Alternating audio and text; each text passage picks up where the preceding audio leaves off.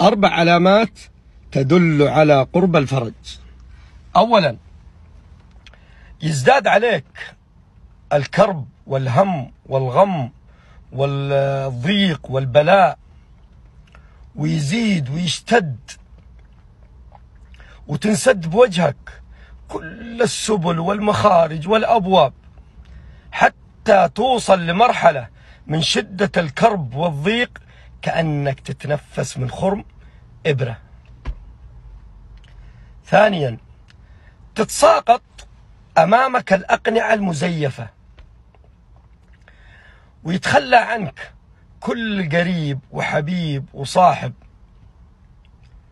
والناس اللي كنت تتعشم فيهم خير العزيزين على قلبك يوصل لمرحلة انه يتجنبك ويتجنب يتواصل معك، كله خايف لا تقول له الفزعة يا فلان.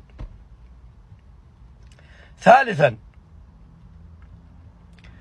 تتكرر عليك الرؤية المبشرة. رابعا وأخيرا،